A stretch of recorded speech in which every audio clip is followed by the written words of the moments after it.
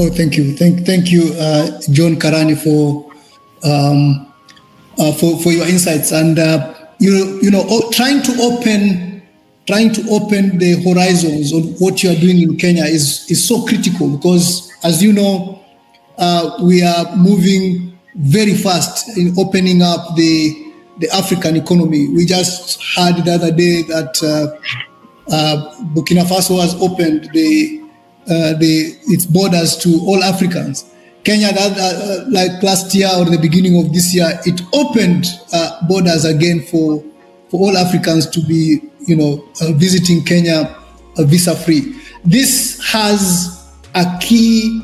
This one has a positive impact to supply chains. I just also oversaw the other day that Uganda and Kenya they have a free movement of goods from the port of Mombasa to Uganda. These are some of the things which we are trying to see, and they will have a key impact, especially in the movement of goods in the African continent. Now, coming to you, Rauf, again, as an organization, M.O.V.E. Africa is committed to developing the next generation of supply chain professionals. From your experience, because your experience speaks for itself, you have worked at AP Mola, you are working at Jay-Z Industries, you have worked at Hayat, you've worked in very senior positions in different companies.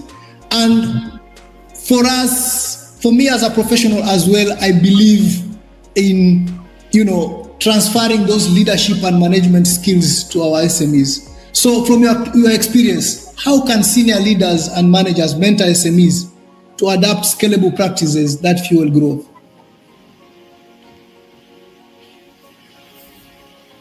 Yeah, thank you, Paul. I think there are so many ways we can do this. One of it is what John is already doing in his organization, right? I mean, the other way is, there are different associations where SMEs also belong. Organizations like M.O.V.E, what we can do is ensuring that we are organizing training, we are organizing outreach, we are ensuring that the knowledge that resides with these big organizations, with the professionals, we are able to break it down in a way that is applicable to the SMEs. I think that's one of the. And the other thing is ensuring that best practices among different countries are transferred to others, which is what John is talking about. We see what's working in Kenya. We are transferring it to Ghana, from there getting to Nigeria, so we can see, this is working here, and we move the same thing to other. And of course, organizations like M.O.V.E can organize this, put it together, and in programs like this, like now we are talking about what's happening in industry, about to do this. So program like this is how we can get to SMEs. But there's a barrier that we must cross also, because SMEs, depending on the size of the scale and the spectrum, they are focused about their business. They just want to turn around their business and make money. Many of them don't see that, their business more than them. They don't see the need for supply chain, right? So what we must first do is, breaking that barrier to let them see, yes, you know your business, yes, but you can do a lot better by showing them examples of people that have applied the principles of supply chains, that have learned one or two things, and you can see them working in other clients, and you can apply the same thing and you can work by pointing out, shining examples to them. This is like the example Michael gave. This is a normal business that was running. They were not even in control of their inventory.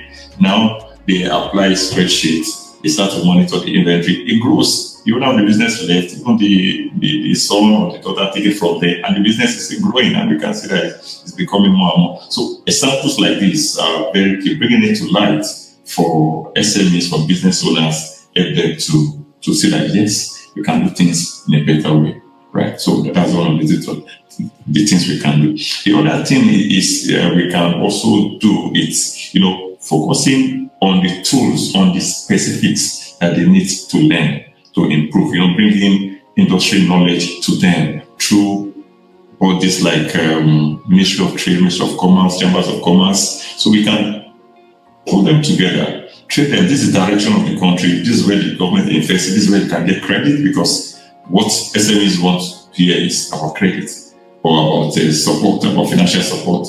Wherever you're able to promise them financial support, of course they will listen.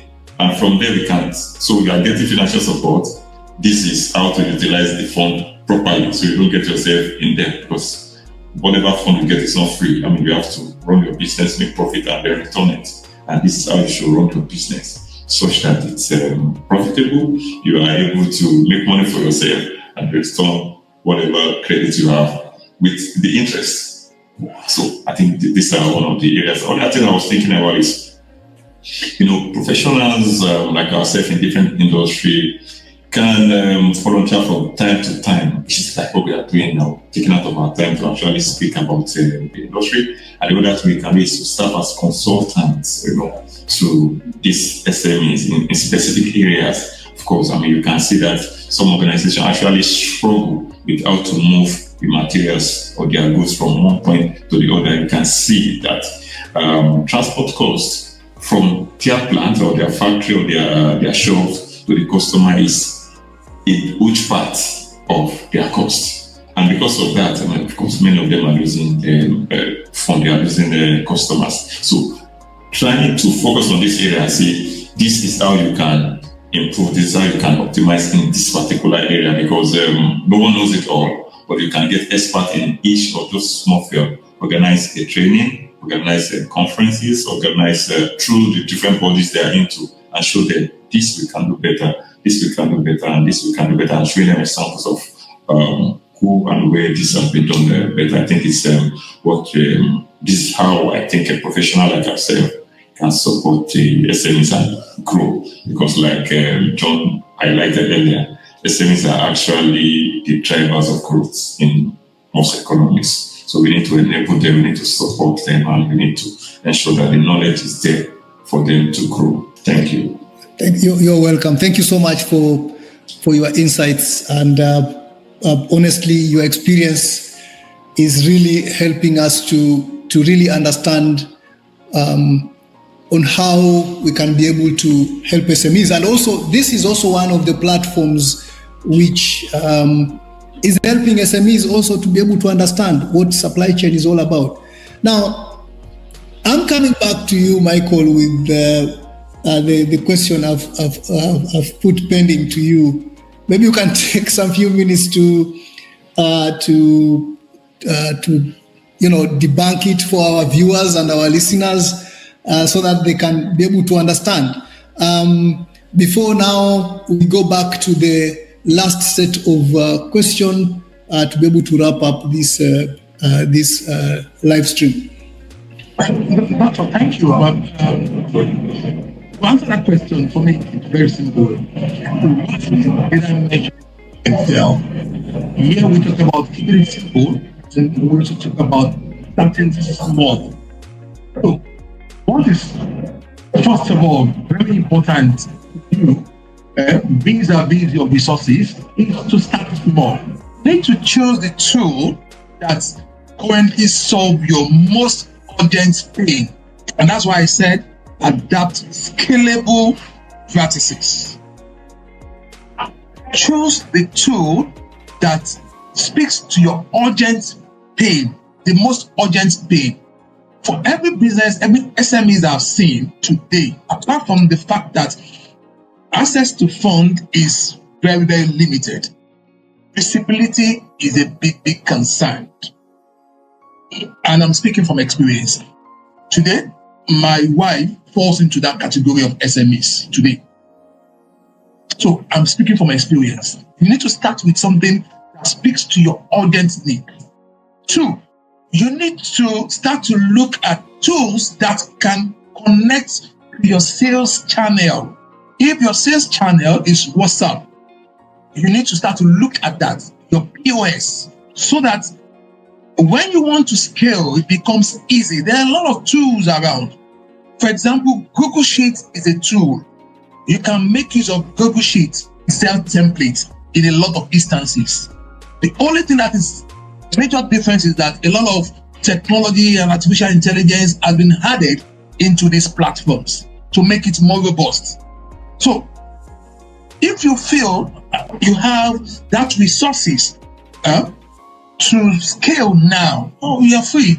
There are a lot of tools you can use. There is Zoho. You can use Zoho. Apart from Zoho, you can use TradeGecko. We have a lot of them that you can use if you have the resources that can support the implementation. But I will always advise, start with Excel. Excel to give you the basic understanding of what you need to do in the first instance. Then you can then start to scale to say, I'm done with Excel. Let me move into Google Sheet. I'm done with Google Sheet. Let me build an ERP. We have, thankfully, we have a lot of code, a lot of code builders today, a lot of coders who, if you give them what your requirements is, they will build a simple microbes Excel sheet for you to run your business. I think this is the way we should talk about it. Thank you.